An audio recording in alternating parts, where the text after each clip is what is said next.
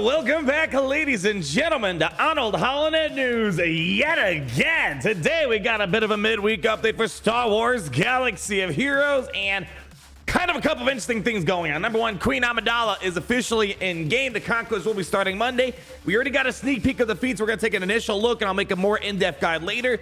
It doesn't look all that bad except for a key few things. We'll talk about that in a moment.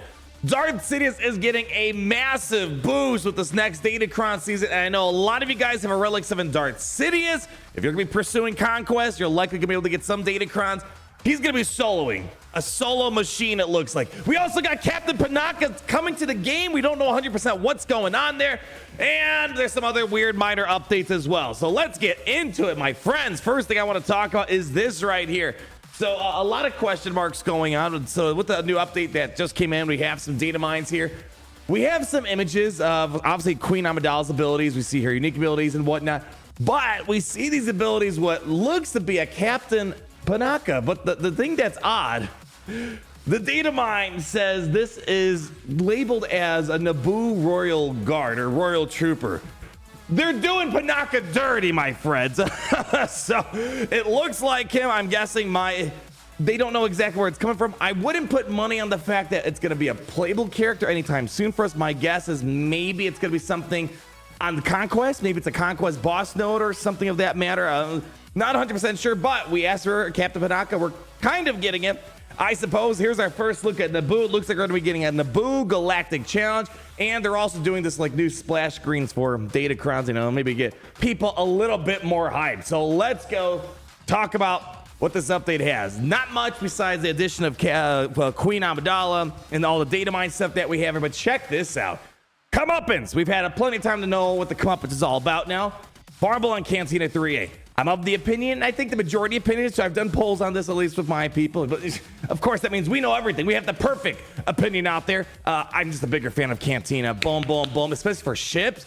You really want to spend that many months farming a ship on a hard node? Cantina Battle 3A. How about we go ahead, take a look at the game. How difficult is that to get? So we've done a lot of stuff with the Comeuppance. I think it's safe to say the Comeuppance is not a TIE Defender. It's not a Marauder by any stretch of the imagination. However, the Comeuppance has improved my gameplay where I've been able to increase my ship banner scores by at least like 10 extra banners. Normally, when I get to my third fleet and Grand Arena defense, it's up against the General Grievous and I get like, 60 some banners. With the Comeuppance, I'm getting like solid 70 banner wins up against things like the Malevolent. So for me, I like it.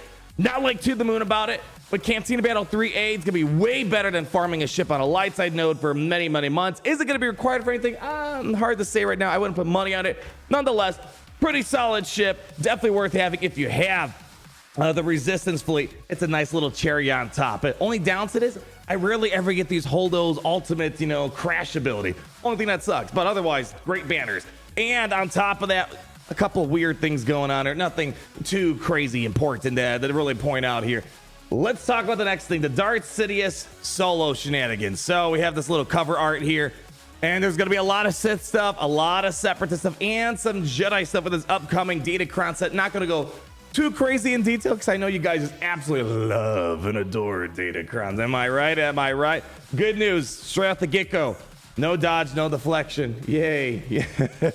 But max protection, max health will be on the menu, and I'm sure the offense will be quite nice too. But speaking of deflection, they gave us this little funny thing right here. Whenever allies are evaded by an enemy, they gain accuracy up for 2 turns, and they inflict evasion down for 2 turns on that enemy, which can't be evaded. So I guess maybe mildly give us a small band-aid for all those lovely deflection crons that we're seeing right now. However, I wouldn't say that's probably the biggest ticket item that we have. For the level 3, there's not like a ton of crazy bang per buck Datacrons like the current Doubt set, level 3 Doubt and level 3 bonus protection. Quite a great bang per buck Datacron. However, here we got some stacking offense, 50% offense, 20 speed for rest of the encounter. That could be kind of crazy, especially when I imagine like things like a Galactic Legend Rey potentially. That could be a little scary. And Rey, yeah, she's gonna be quite nuts on top of all that here. Nothing really too crazy. Bonus protection up 20% at the start of the battle. Okay. Well, let's talk about the Jedi, the Resistance, the Separatists, and the Sith. They're all getting great bonuses. The first thing here, while Jedi allies have 100% health, they have 100% offense. Otherwise, they have 100% defense. And at the start of their turn, if they are buffed, they gain advantage for 1 turn. Otherwise, they gain tenacity up for 2 turns. This sounds like this is going to be bang-alicious with Qui-Gon Jinn, Omicron inside a Grand Arena. Anakin finding a way to get another 100% offense on top of all the offense stats you could possibly get from the stat boost. Ooh, boy, that's going to be quite a lot that we got going on there. That's pretty much the main thing for Jedi to really kind of point out there. Resistance. There's going to be a lot of interesting things for Resistance going on here.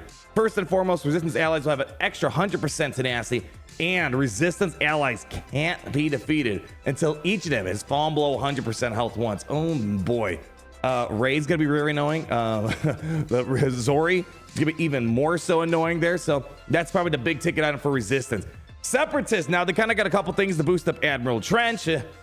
Poor guy. I feel like the only time Trench is mildly useful for me at least is when he has a Datacron. And they're also giving some love to General Grievous and the staff.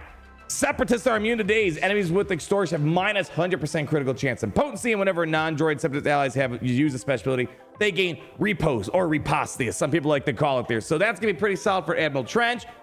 But General Grievous and the staff are gonna love this next one here. At the start of each Separatist ally's turn, inflict target lock on a random enemy that doesn't already have it for 1 turn.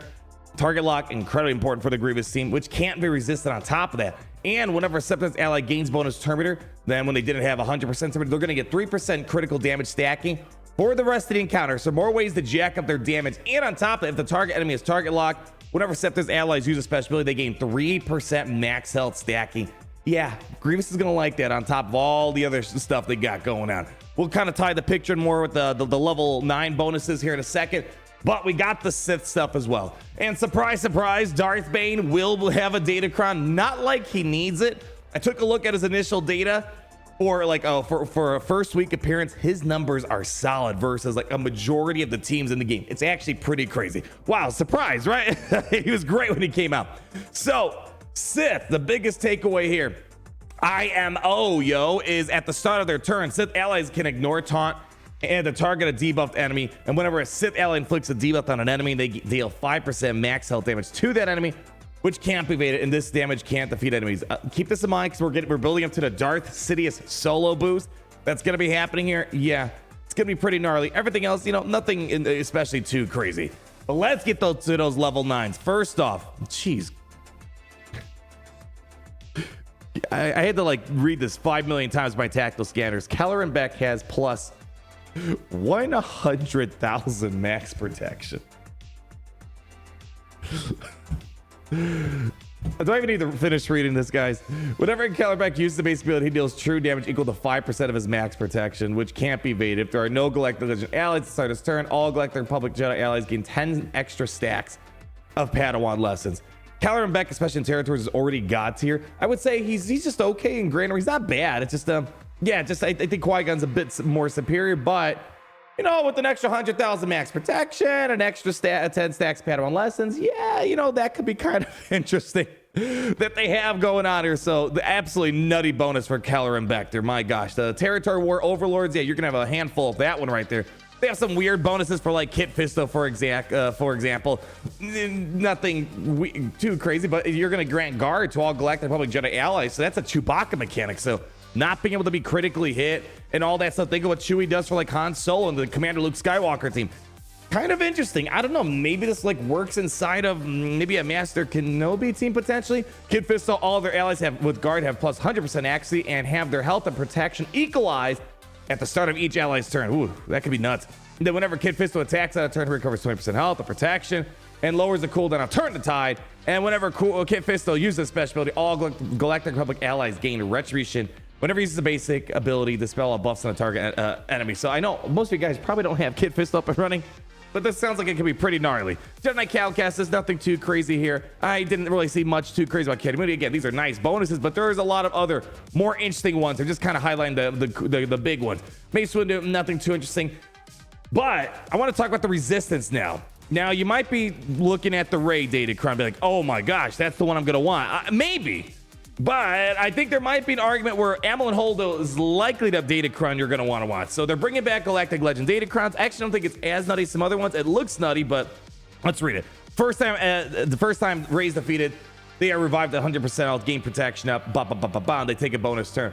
I'm not too sure, at least in my neck of the woods, that that's the best Datacron, because a lot of people are using Malicos versus Ray. And what does Malicos do? Prevent revives. So let me take your attention over to Amidala Holdo, where Amidala Holdo has a plus 100% max health, max protection, and that to start the encounter, all resistance allies and Benzel, they're gonna gain foresight. Then whenever Amidala Holdo loses taunt, everyone's gonna get foresight again. And then whenever resistance ally or Benzel loses foresight, she gains 100% protection. Pretty crazy. Then while she has taunt, all other resistance allies, here's the big kicker right here, they're gonna get plus 100% critical avoidance, defense penetration, and 100 speed. Man, I don't know. A Galactic Legend, Ray and Ben and all of them having an extra 100 speed sounds quite crazy. Keep in mind, though, this is also possibly solid for the Zori team, giving another 100 speed, the Zori and Finn. Yeah, kind of crazy, if you ask me. So that's pretty much the main highlight, I think, for Resistance. Now, for the Separatists, Stapp and Admiral Trench obviously take the cake. I believe this is a similar Datacron that Trench had in the past. You know, basically just a lot of ways to make Trench get a lot more damage out onto the field. So nothing too surprising. And again, I'm sure it's going to be very helpful for Trench. He's definitely one of the weakest units when it comes to Conquest. I think people are starting to agree on that. It took a while for them to get around to, after Gideon came out here, like, God dang, yeah, Trench isn't all that great. But Stapp, though, whenever another Separatist ally uses an ability against an enemy with target lock, Stapp assists once per turn. Whew, that's going to be nuts. But the most important thing is whenever Stapp uses a basic ability against an enemy, you're going to gain 2 stacks of overcharge. Remember, the more stacks of overcharge you get, the more you can juice up Grievous's max health. And so far, I used Grievous on offense for a full week in Grand Arena on offense. I haven't lost with him. I beat a couple of Saw Guerreras. I beat some Zori Resistance. It's all right. I wouldn't say it's the best team, but it's usable in today's meta. Whenever Stapp loses a stack of overcharge, he's going to get 10% turn. All right. Now we get to the Sith goodies right here. And this is where I want to get to the Darth Sidious solo. Oh my gosh. Talk about a massive boost of stuff here. So they're basically trying to turn Darth Sidious into a solo machine. And again, remember, you only if you have Relic 7, you're gonna, a lot of you guys have it, you'll be able to utilize it. But remember, you only need technically a Relic 5 to utilize this Darth Sidious bonus. So I know a lot of you guys have Sidious. If you are working on Conquest and you're doing your global feats, your sector feats, you should be farming it on the Datacron now. Even my free to play, I got like 1, 2 maybe level 9s, not spending money, not doing anything crazy, extra crystals and stuff like that. It's possible. This is probably one you guys are gonna want to have. Where Darth Sidious, if there's no other allies to start the battle, Darth Sidious gets 200% defense, health steal, max health, max protection, 100% counter chance, critical chance, an additional 100 speed. But that's not all, folks. He's immune to daze and stun, and at the start of his turn, dispel all debuffs on him and reset all of his cooldowns, where it sounds like they're basically trying to just have him keep smashing that AoE. And at the start of his turn, he's going to dispel all debuffs. I already got that. Whenever he uses a basic ability, inflict a stack of damage over time for 1 turn, which can't be resisted. And whenever he uses a special ability, he's going to dispel all buffs on all enemies. Wow, jeez. The enemies can't attack, assist, or attack again if he's targeted. And at the start of each enemy's turn, if they had 5 stacks of damage over time, instantly defeated. Instantly defeated. We're going to need to pull up the Darth Sidious kit here just to remind you. Getting 5 stacks of damage over time is not that complicated for Darth Sidious. Holy crap. This is why, again, I know we don't like Datacrons all that much. That it's poor implementation, good idea, poor implementation. But you'd be a fool if you have a Darth Sidious at Relic 5 minimum. A lot of you guys have a Relic 7. You're doing the Conquest and you're doing your sector feats. You should be doing it at a Datacron node. You could probably get another mini GL-like character inside of your arsenal here. And then whenever an enemy is defeated, he recovers 100% health and protection. Yeah, this is great. But gosh dang, dude, it sucks it's only in Datacron format. I would love if we're able to use this guy a bit more just beyond the Datacrons. But if we take off my ugly mug, this AoE right here alone is going to do plenty of damage over time. And if he's going to keep spamming his AoE over and over again, he's going to reset his cooldowns. Kind of a big deal, if you ask me. And then lastly, the other notable Datacron that you probably want to know about, although it's not needed, and I'm more excited about Darth Sidious than Darth Bane.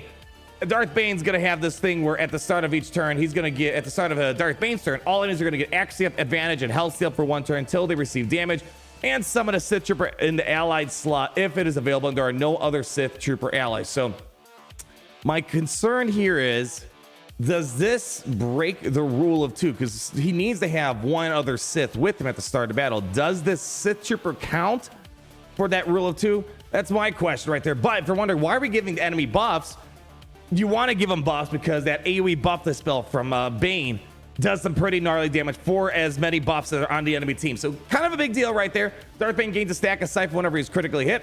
Whenever Darth Bane uses Essential Dominance, also Siphon critical damage. His damage is already nuts. He's amazing. You don't need a Datacron. It already feels like he's on a Datacron. Deceives enemies deal 25% reduced damage to Darth Bane. Joke's on you, though. It looks like most people want to use their Darth Bane on his own, because it seems like he can beat most stuff by himself without the need of Sith Eternal. And there's a few select circumstances where Sith Eternal might be advised. But if I'm able to beat Leia, if I'm able to beat, a lot of these other Galactic Legends, I don't see myself using, Sith Eternal as much on there. So that's the quick overview on these Datacrons here. Again, I think getting a Holdo, the Caloran Beck one, maybe the Stap or Admiral Trench seems to be kind of nice. And of course, Darth Sidious being the main takeaway right there. Other things that we have here, nothing else really too crazy to bring out here. I guess we're getting a new forums for Star Wars Galaxy Heroes. Holy cow, they put a lot of words into this. More or less, if you're trying to continue your Galaxy of Heroes forum account, they give you steps here how to convert it over to EA. They're basically merging our forums here, Galaxy of Heroes, over at EA, and hopefully it's gonna be better. I will admit, just like this post said, that the forum is very outdated.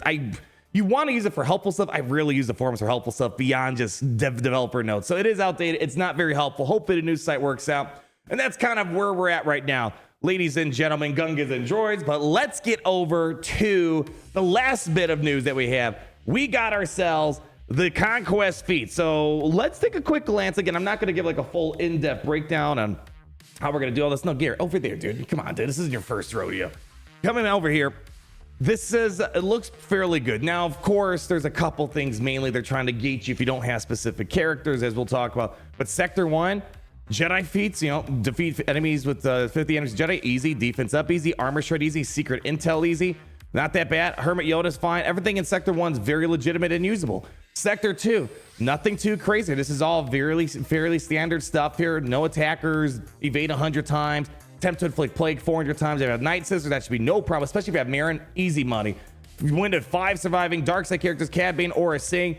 Yeah, again, all this looks pretty straightforward. Let's go take a look at the other ones real quick. Sector 3, defeating enemies with droids, not bad. Momentum, if you have Tuskens, not bad at all. Purge, that's the only one that's annoying, but a lot of people have the Purge stuff kind of locked down. Inquisitors have been in the game for almost 2 years now.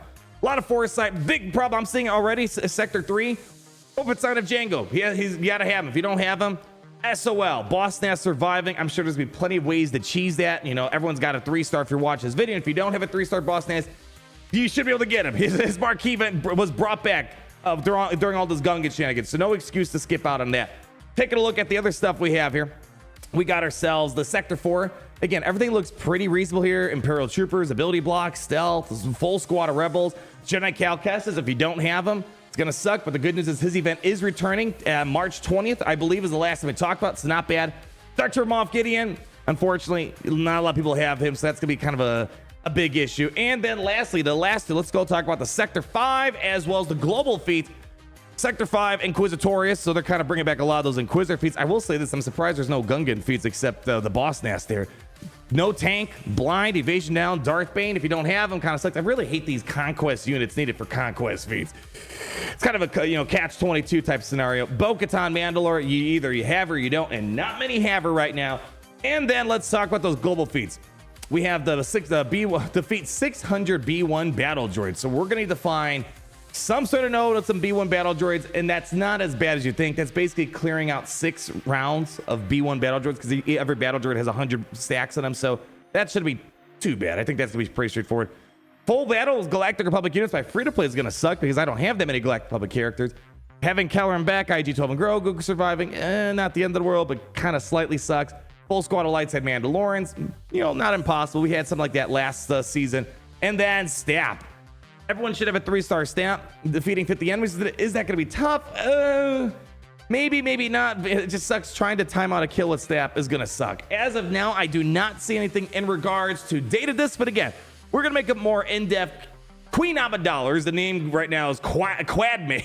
We'll make a quad mate guide later on over the next couple days here to get you guys ready for this conquest that's gonna be ahead of us here. Again, initial impressions, it doesn't look all that bad. We've seen worse. It kind of feels somewhat similar to what we had for Darth Bane. So guys, let's stay tuned. Thank you for stopping by. Hopefully this made your week just a little bit better. Excited for the Queen Amidala to get her in our hands close to that Phantom Menace anniversary.